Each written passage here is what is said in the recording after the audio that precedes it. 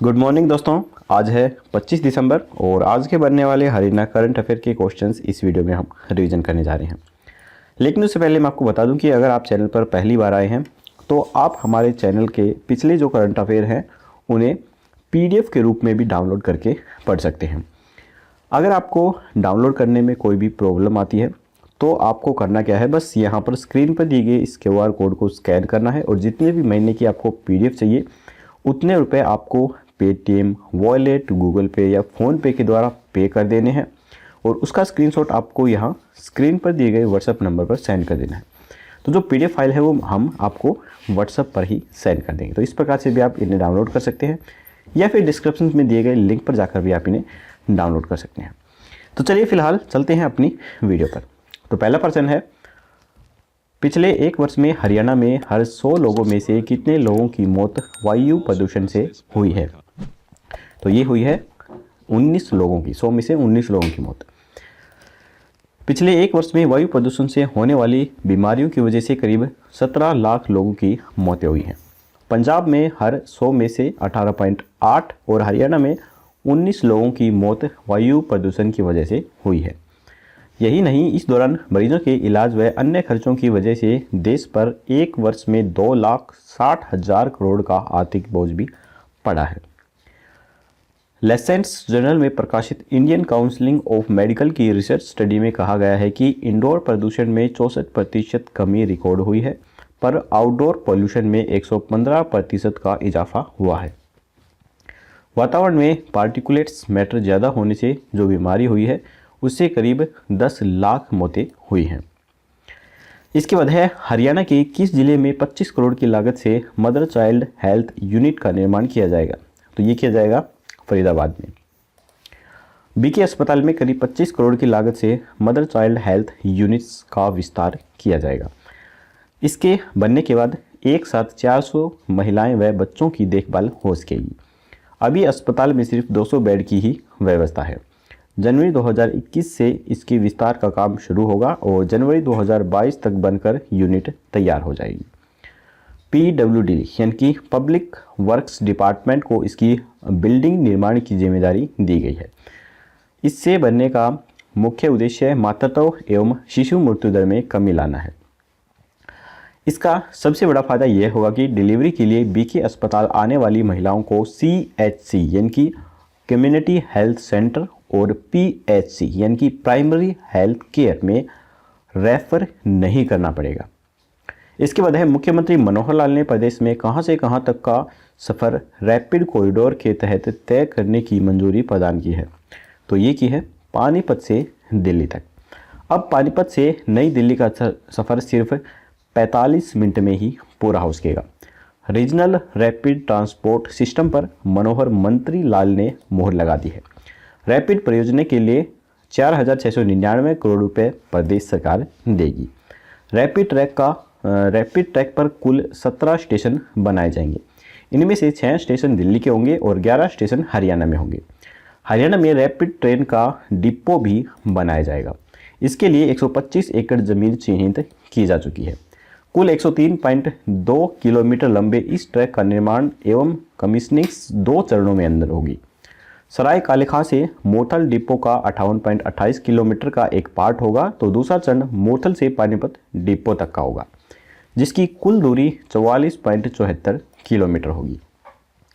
हाल ही में किस यूनिवर्सिटी ने शोध व रोजगार की नई संभावना को तलाशने के लिए भारतीय राष्ट्रीय राजमार्ग प्राधिकरण के साथ मिलकर काम करने का फैसला किया है? तो ये क्या है? GJU गुरु जम्बेश्वर यूनिवर्सिटी ने। GJU भारतीय राष्ट्रीय राजमार्ग प्राधिकरण राष्ट्रीय राजमार्ग तथा यातायात के क्षेत्र में ढांचागत व्यवस्थाओं को सुधारने, संवारने तथा इस क्षेत्र में शोध व रोजगार की नई संभावना को तलाशने के लिए मिलकर काम करेंगे। GJU शोध व शैक्षणिक विशेषताओं के साथ साथ विश्वविद्यालय की आधारभूत सुविधाओं को उपलब्ध करवाएगा, जबकि भारतीय राष्ट्रीय राजमार्ग प्राधिकरण विद्यार्थियों को इस क्षेत्र में दाखिला लेने वाले विद्यार्थियों को छात्रवृत्ति भी प्रदान करेगा। भारतीय राष्ट्रीय राजमार्ग प्राधिकरण संबंधित कोर्स में दाखिला लेने वाले अंडर ग्रेजुएट तथा पोस्ट ग्रेजुएट कोर्सों में दाखिला लेने वाले 20 विद्यार्थियों को इंटर्नशिप देगा।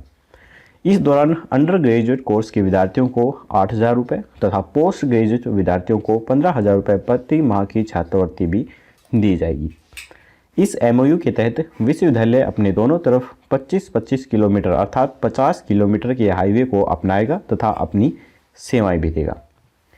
इसके बाद है हरियाणा के 21 जिले के 4 गाँव में मॉडल तालाब विकसित किए जाएंगे। तो ये किए जाएंगे करनाल के अंदर। करनाल जिले में करीब 5 करोड़ रुपए की लागत से 4 गांव में मॉडल तालाब विकसित किए जा रहे हैं। इन तालाबों का सौंदर्यीकरण किया जाएगा और ग्रामीणों के घूमने के लिए पार्क भी यहां पर बनाए जाएंगे। इन तालाबों में सिंचाई विभाग द्वारा नहर से स्वच्छ पानी पहुंचाया जाएगा। काछो गांव में करीब 1 किलोमीटर की परिधि में तालाब बनाया जा रहा है। इस तालाब पर करीब 80 लाख रुपए का खर्च आएगा। सग्गा गांव का मॉडल तालाब 78 लाख में तैयार होगा। गोंदर का मॉडल तालाब करीब 1 करोड़ 70 लाख रुपए में तैयार होगा। इसके बाद है हरियाणा के हर जिले में कितने किलोमीटर की रोड सेफ्टी मॉडल सड़कें बनाई जाएंगी। तो इसका उत्तर जानने से पहले दोस्तों, अगर आपको वीडियो पसंद आ रही है तो लाइक जरूर कीजिएगा और चैनल पर पहली बार आए हैं तो सब्सक्राइब करके घंटे पर ऑल नोटिफिकेशन जरूर क्लिक कीजिए ताकि हमारी आने वाली लेटेस्ट वीडियो है वो आपको मिल सके सबसे पहले। तो इसका राइट आंसर है 5 किलोमीटर। प्रदेश के हर जिले में 5 किलोमीटर की सड़क बतौर रोड सेफ्टी मॉडल बनाई जाएगी, जो कि अपने आप में एक मिसाल होगी। इन सड़कों पर सड़क सुरक्षा के तमाम मानक पूरे होंगे। परिवहन मंत्री ने आला अफसरों को हर जिले में ऐसी सड़क बनाने के निर्देश दिए हैं। इसके साथ साथ मंत्री ने उन ठेकेदारों के खिलाफ भी कार्रवाई के निर्देश दिए हैं जो तय सीमा पर सड़क निर्माण पूरा नहीं करवाते हैं। हरियाणा के परिवहन मंत्री मूलचंद शर्मा ने कहा है कि सड़क बनाना ही पर्याप्त नहीं है, सड़कें सुरक्षा मानकों पर खरी भी हों ताकि दुर्घटनाओं को कम किया जा सके। इसके बाद है किस देश से आने वाले हर शख्स को बिना कोविड टेस्ट के हरियाणा में प्रवेश नहीं करने दिया जाएगा। तो ये है इंग्लैंड से आने वाले किसी भी शख्स को। इंग्लैंड से आने वाले हर शख्स का कोविड टेस्ट होगा। बिना जांच संबंधित व्यक्ति का हरियाणा में प्रवेश नहीं होगा। इसे लेकर हरियाणा स्वास्थ्य महकमे ने सभी जिलों के उपायुक्तों व सिविल सर्जनों को जरूरी दिशा निर्देश जारी कर दिए हैं। केंद्र सरकार की ओर से भी इस संदर्भ में सभी राज्यों व केंद्र शासित प्रदेशों को गाइडलाइन भी जारी कर दी है, जिसके मुताबिक लैंड से आने वाले सभी यात्रियों की जांच एयरपोर्ट पर ही की जाएगी। ऐसे लोगों को राज्य में पहुंचकर क्वारंटाइन भी किया जाएगा। इसके बाद है हाल ही में हरियाणा सरकार ने कौन सी कक्षा तक के विद्यार्थियों को अभी ऑनलाइन पढ़ाने का निर्णय लिया है। तो ये लिया है 1ली से 8वीं तक की कक्षा के विद्यार्थियों को।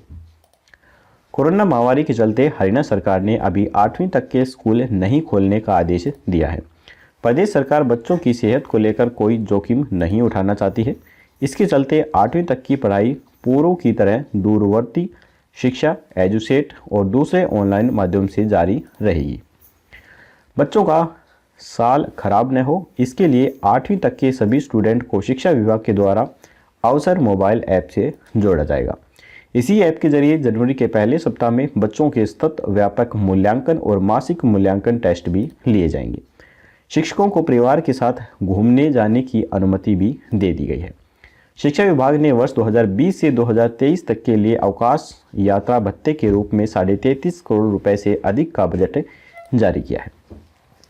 इसके बाद है सुपर 100 प्रोग्राम के तहत हरियाणा के 21 जिले के 21 छात्रों का चयन पंचकुला, हिसार, करनाल, रेवाड़ी जिलों के सेंटरों के लिए हुआ है।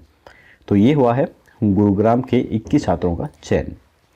सुपर 100 प्रोग्राम के तहत गुड़गांव जिले के चयनित छात्र प्रदेश के अलग अलग 5 सेंटरों में 2 साल के लिए प्रशिक्षण लेंगे। इस प्रोजेक्ट के तहत जिले के 21 छात्रों का चयन पंचकुला, हिसार, करनाल, रेवाड़ी जिलों के सेंटरों के लिए हुआ है। हरियाणा विद्यालय शिक्षा निदेशालय के इस प्रोजेक्ट के तहत रेवाड़ी जिले के लिए गुड़गांव के 10 छात्र, हिसार सेंटर के लिए 6, करनाल के लिए 2, पंचकुला के सेंटर नंबर 1 के लिए 2 और सेंटर नंबर 2 के लिए 1 छात्र का चयन हुआ है। जिले के 140 छात्रों ने 2 नवंबर को आयोजित हुई लेवल 1 की परीक्षा को भी क्वालिफाई किया है, जिसके बाद लेवल 2 की परीक्षा के लिए 58 छात्रों का जिले से चयन किया गया है, जिसमें 29 तो छात्राएं हैं और 22 छात्र चयनित हुए हैं।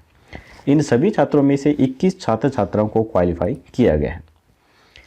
इसके बाद है हरियाणा में होने वाले खेलो इंडिया यूथ गेम्स 2021 में कितने देशज खेलों को शामिल करने की मंजूरी दी गई है? तो ये दी गई है 4। मंत्रालय ने हरियाणा में होने वाले खेलो इंडिया यूथ गेम्स 2021 में गटका और कलारीपट्टे सहित 4 देशज खेलों को शामिल करने की मंजूरी दी है। इसमें शामिल किए गए 2 अन्य खेल मलखंब और थांग ता है। इस फैसले के बारे में खेल मंत्री किरेन रिजिजू ने कहा है कि भारत में स्वदेशी खेलों की समृद्ध विरासत है और खेल मंत्रालय की प्राथमिकता इन खेलों को संरक्षित, बढ़ावा और लोकप्रिय बनाने की है। खेलो इंडिया यूथ गेम्स की शुरुआत साल 2018 में खेलो इंडिया यूथ गेम्स के रूप में हुई थी। इसका आयोजन साल में एक बार जनवरी या फरवरी में किया जाता है और यह नेशनल लेवल का ग्रास रूट गेम्स है। तो यहाँ पर हमारे हरियाणा करंट अफेयर के क्वेश्चंस खत्म होते हैं। अब हम अपना रिवीजन टेस्ट भी लगा लेते हैं। तो पहला प्रश्न है, पिछले 1 वर्ष में हरियाणा में हर 100 लोगों में से कितने लोगों की मौत वायु प्रदूषण से हुई है? तो ये हुई है 19 लोगों की मौत। हरियाणा के किस जिले में 25 करोड़ की लागत से मदर चाइल्ड हेल्थ यूनिट का निर्माण किया जाएगा? तो ये किया जाएगा फरीदाबाद में। मुख्यमंत्री मनोहर लाल ने प्रदेश में कहां से कहां तक का सफर रैपिड कॉरिडोर के तहत तय करने की मंजूरी प्रदान की है? तो ये की है पानीपत से दिल्ली तक। हाल ही में किस यूनिवर्सिटी ने शोध व रोजगार की नई संभावनाओं को तलाशने के लिए भारतीय राष्ट्रीय राजमार्ग प्राधिकरण के साथ मिलकर काम करने का फैसला किया है? तो ये किया है GJU गुरु जम्बेश्वर यूनिवर्सिटी। हरियाणा के किस जिले के 4 गांव में मॉडल तालाब विकसित किए जाएंगे? तो ये किए जाएंगे करनाल के अंदर। हरियाणा के हर जिले में कितने किलोमीटर की रोड सेफ्टी मॉडल सड़कें बनाई जाएंगी? तो ये बनाई जाएंगी 5 किलोमीटर। किस देश से आने वाले हर शख्स को बिना कोविड टेस्ट के हरियाणा में प्रवेश नहीं करने दिया जाएगा? तो ये है इंग्लैंड से आने वाले शख्स को। हाल ही में हरियाणा सरकार ने कौन सी कक्षा तक के विद्यार्थियों को अभी ऑनलाइन पढ़ाने का निर्णय लिया है? तो ये लिया है 1 से 8वीं तक। सुपर 100 प्रोग्राम के तहत हरियाणा के किस जिले के 21 छात्रों का चयन पंचकुला, हिसार, करनाल, रेवाड़ी जिलों के सेंटरों के लिए हुआ है? तो ये हुआ है गुरुग्राम के। हरियाणा में होने वाले खेलो यूथ गेम्स 2021 में कितने देशज खेलों को शामिल करने की मंजूरी दी गई है? तो ये दी गई है 4 गेम्स को शामिल करने की मंजूरी। तो यहाँ पर हमारे हरियाणा करंट अफेयर के क्वेश्चंस खत्म होते हैं। अब हम कल का क्वेश्चन देख लेते हैं। चंडीगढ़ की उस पहली खिलाड़ी का नाम बताइए जिन्हें वुमेन IPL के लिए चुना गया है। तो काफ़ी सारे स्टूडेंट ने इसका आंसर सही दिया था। जिन्हें नहीं मालूम उन्हें बता दूं, इसका राइट आंसर है काशी गौतम को चुना गया है। City star Kashi Gautam women IPL challenger में खेलेंगी। काशी गौतम ये कामयाबी हासिल करने वाली चंडीगढ़ की पहली क्रिकेटर हैं।